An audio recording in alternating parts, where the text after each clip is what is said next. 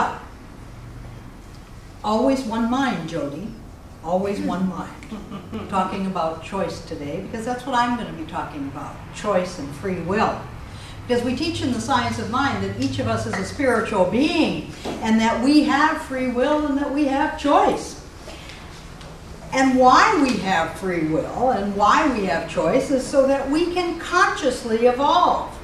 And people will often say, why does God let people behave so badly? We can look at it today. People are wondering how could what happened at Fort Hood have happened? How could people be acting so badly? Why does God allow that to happen, that people behave so horrifically? Well, we were given free will and we were given choice. If God did not give us these incredible gifts of free will and choice, we would actually be like robots, wouldn't we? And what would be the point of our being here? It's like good parenting. You have to make let children make choices and have the consequences of their choices.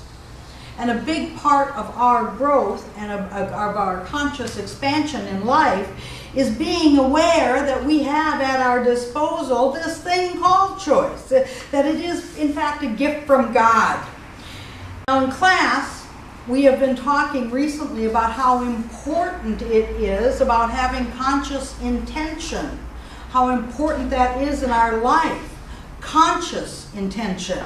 Because each choice that we make is a choice that represents what our intention is in life. Every time we choose to speak, every time we choose to act, every time we entertain a belief or a thought or an image in our mind, we're setting an intention in motion there. We all have tons of aspects to this human part of our being.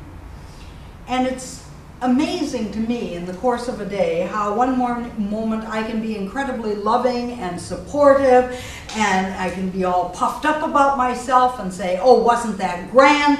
And I'm so glad that I showed love and support in that interaction.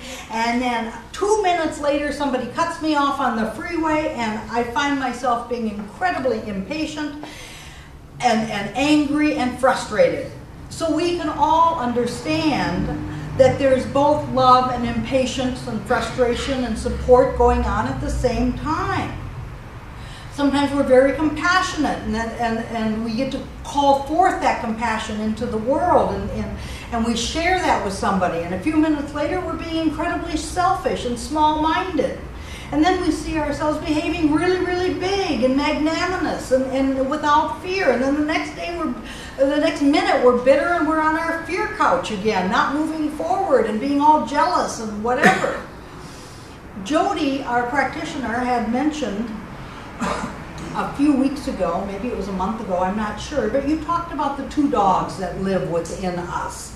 And the one dog being very kind and a loyal, wonderful compassion, and one dog is furious and mean, and these two dogs are always doing battle. And then the question becomes, which of the two dogs wins? And the answer is whichever one I feed first and most. So the strongest part of us, I believe, is always trying to exert itself and win out and show itself in our life. So we want to be sure that the strongest part of us is the best part of us. We want to be sure that the strongest part of us is the loving part of us, and the compassionate part of us, and the most godlike part of us. And I realize that it's difficult to choose intentions consciously until we become aware that all of these different aspects are going on within us at the same time. They're all seeking expression in our life. So it comes to us. We get to ask ourselves, which one will I feed? Which one will I foster? Which one do I really want to grow? This is why in our life we say we want our life to go one way, and yet sometimes it seems to go the other way. And we say to ourselves, well, I really, really want my life to go this way, and I'm committed to this, and I'm devoted to this, and I'm going to do this.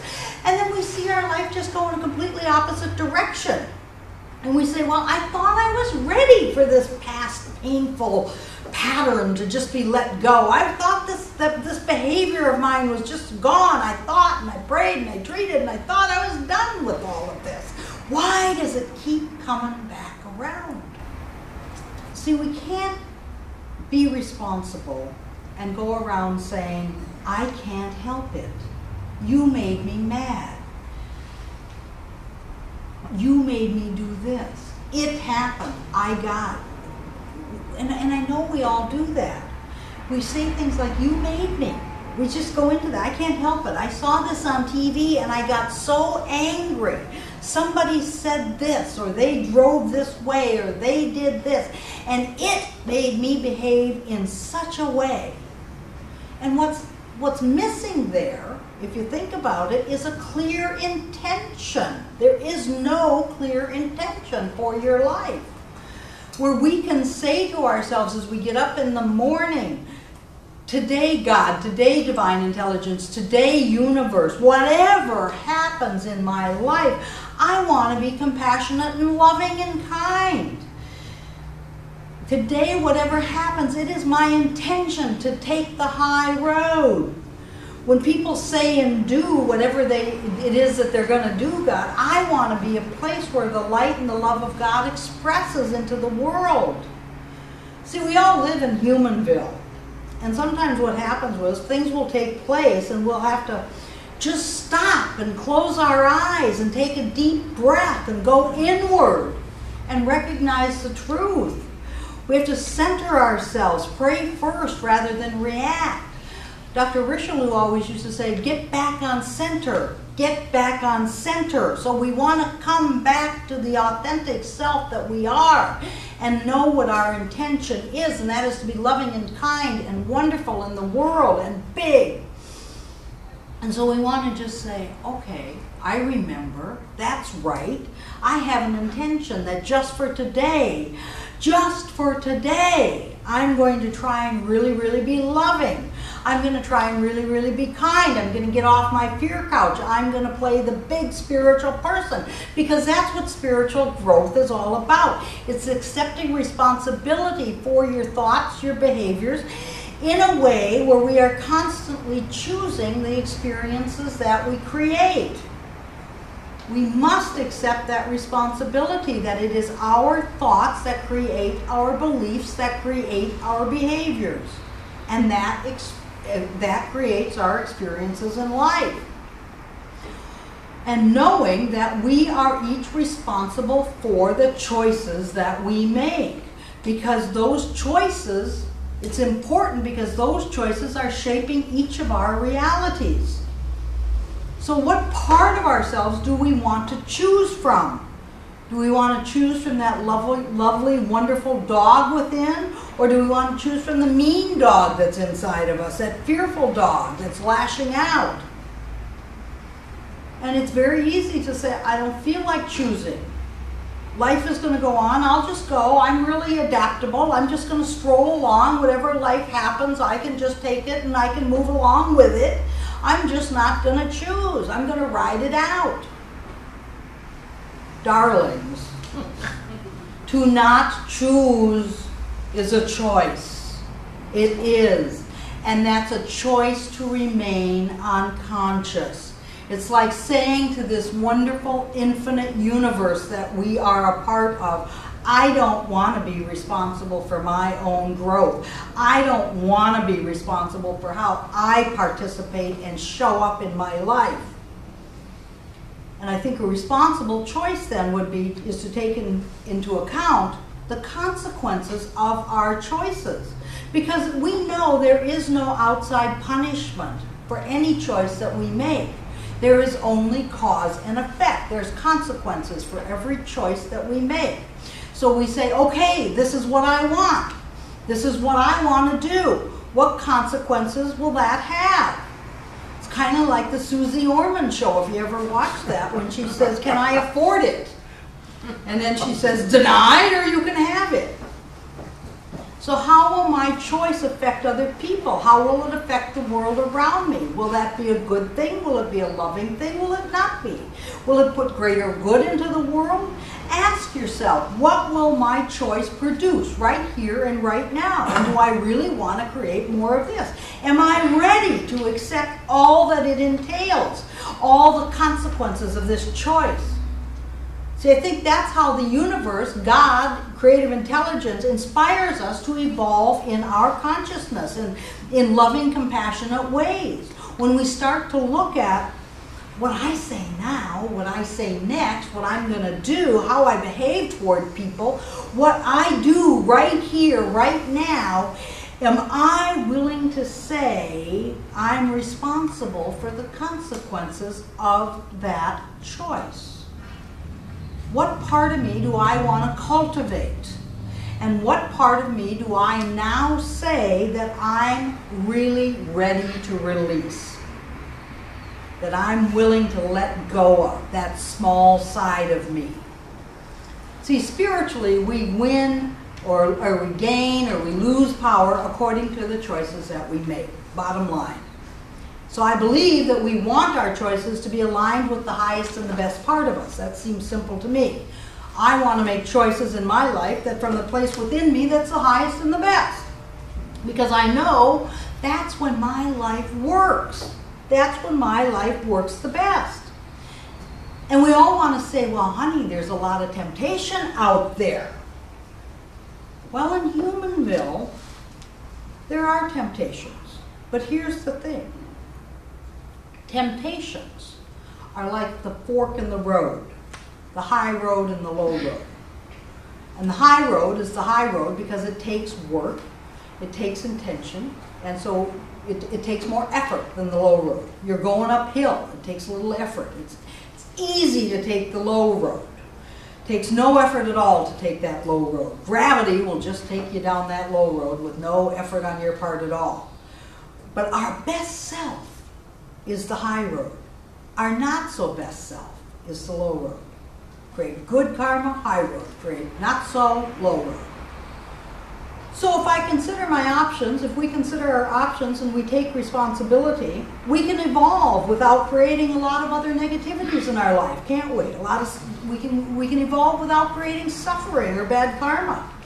But if we choose to think of ourselves as somebody who cannot overcome temptation, and here's the thing about temptation, it is not coming from outside of us. It's really not. It comes from within us. It took me a long time to realize that about Pepperidge Farm cookies. But it's not coming from outside of us. It comes from within us. Temptation is that we're saying, I choose to be irresponsible. And Pepperidge Farm cookies is not making me do it.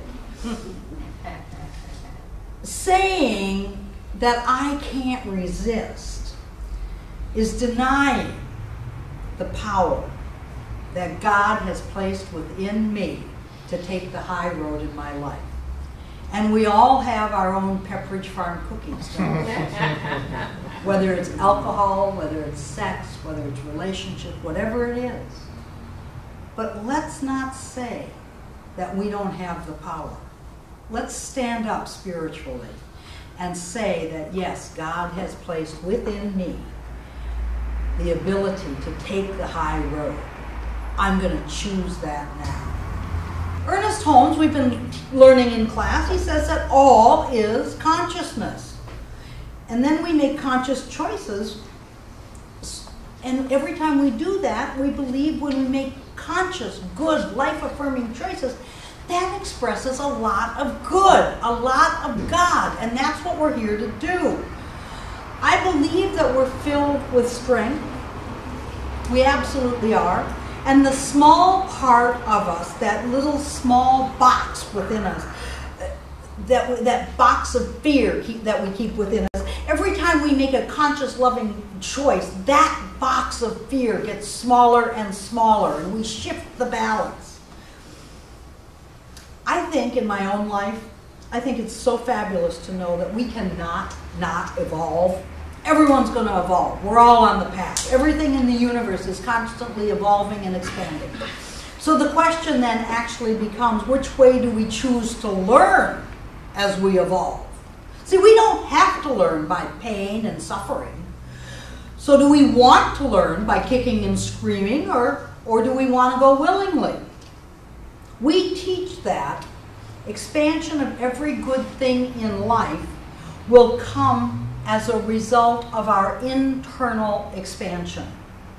And the temptation for us is to always look out here, look out into the outer world and say, I want my life to be bigger, I need this, that, and the other thing. I want more authority in the world, so I want to have more money, so I need to do this, and contact this person and do this and that. I want to have more people work for me. I want to have this, and I want to have that, and I want to have all these things. But what we say in the science of mind is that you seek the kingdom of God within first. And so the expansion of every good thing in your life out there, the expansion of every good thing out there comes as a result of the expansion within your mind, within your consciousness. So when you notice that you're stuck in the outside world and nothing seems to be working right, well, that's just a reflection of being stuck in your own mind, in your inner life. If we want more expansion in the outer world, we need to make it our responsibility to say it will be important, it will be a priority that I work on a daily basis to expand in my consciousness.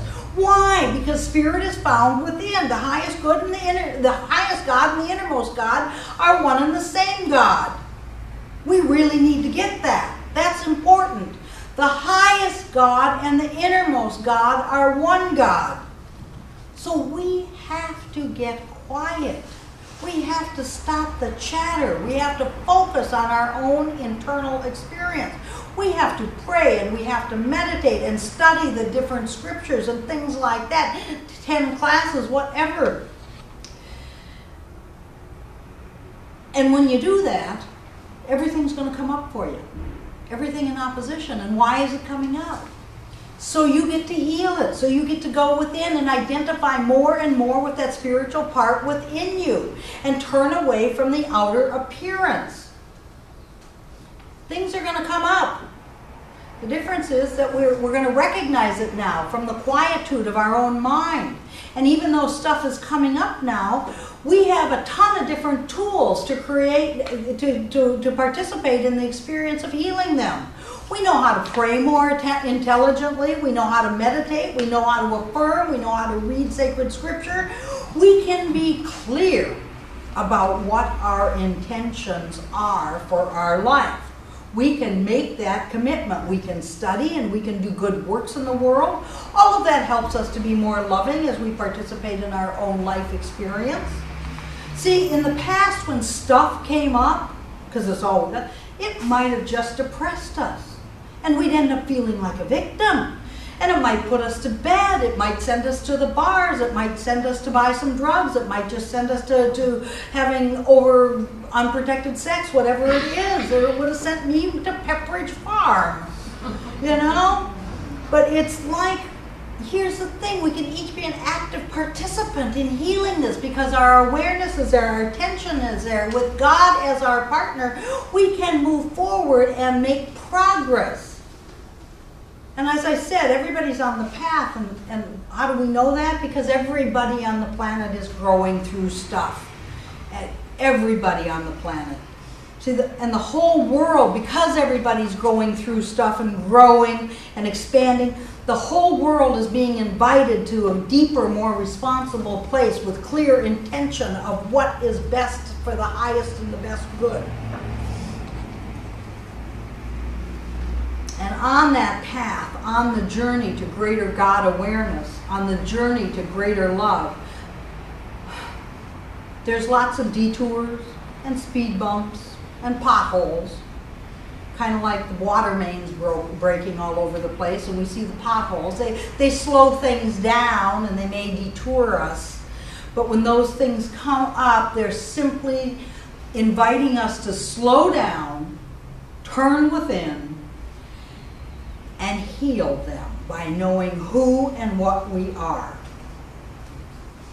So, again, with this Fort Hood thing, many people were saying they didn't understand what was happening in the world because basically we're a Judeo-Christian country and the Muslims believe in the Quran and all of that sort of stuff. So why is this happening?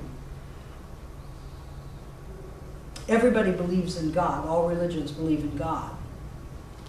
But believing in God, it's a wonderful thing. It really is. I think it's much better to believe in God than not to believe in God. But obviously, just believing in God, I don't think it's enough. I really don't. And I would hate to go throughout my life without God, without the knowledge of creative intelligence, not knowing that I'm a part of that. But I think knowledge, we talked about it in class, knowledge, real experience of God is much deeper, much more profound, and much more impactful on our life than just believing in God. And in a completely non-religious way. Rather saying that knowledge of God is the knowledge of love in our life, because God is always love. So it's a really powerful position to be, where a person will say, I have a tremendous capacity to love because I know that God is in my life and God is love and I am love.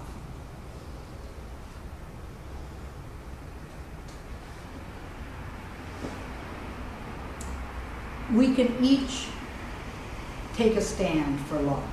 We can each claim who we are.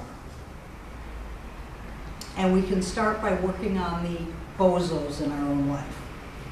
And I know that we all have bozos and opportunities and AFGOs that come into our life. Another fine growth opportunity, AFGO. We can't claim that we don't have those. So it's our responsibility to stand up. And I think that we don't like to do this.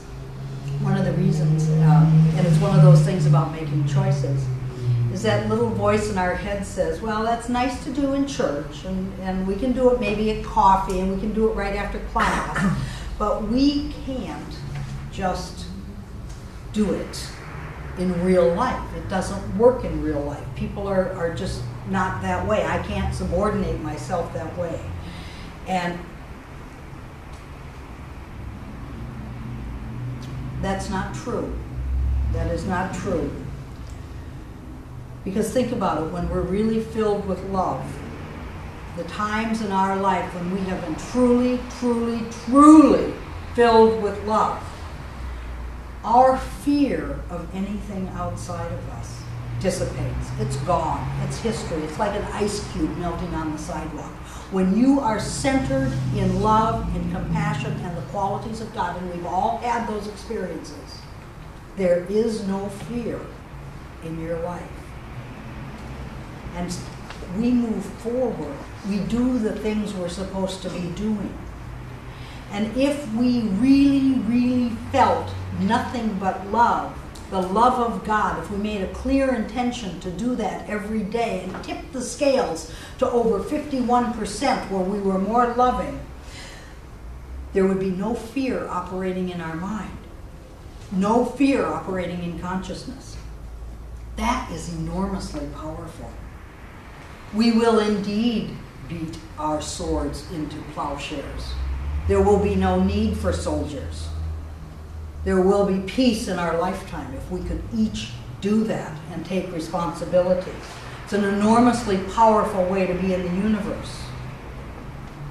And we say, well, it can't be that easy to just focus on love, focus on God, focus on the infinite. Who said it was going to be easy? We're humans. We go to the first shiny object. We say, yes, we have a clear intention, and then we go to the first shiny object in the opposite direction. But it's the direction we're heading, and it's up to us to set that intention daily, set that intention clearly, and keep moving in that direction. It's up to us. It's like God is telling us, yes, we can walk very, very closely together, you and I. And I understand that you've got these 10, 12, 4,000 million people that you really don't like in your life. It's fine, don't worry about it. Absolutely not. The only way we're going to get closer to God is we're going to have to just sit there, give it up, and be more loving. And I understand that it's easy to love those people that we really like. But our job is to take the one that we dislike the most and stand up, do the forgiveness work on them, forgive our gentleness, and start loving that person and call them and say we're happy to see them. And we may not believe it. We may not believe it. But it's the difficult people, and we need to just start and start and start and keep doing it until we do believe it. We want to remember that the God, the Spirit, the creative intelligence within us has the capacity to love even the most difficult people. So we can't cop out and say, I can't. You're making a choice based on your smallness, your fearness, that part of you that is totally afraid of stepping out. You and I want our lives to be bigger. And for that to happen, we must act as mature spiritual beings. And we have to say, I will be more responsible for putting the light into the world, more love into the world. Somebody's got to do it. And you may want to say, well, it doesn't have to be me in this situation. Oh, darling, it does. It really does. Because you're the one that's saying, I want my life to be bigger.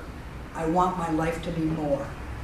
And you thought of it. That's a divine idea in the mind of God. You thought about it. It's that simple. This is what we need to do. You signed up for it. This is why you're here. This is why you came here to live. So start living the life you came here to live. And so it is. And so it is.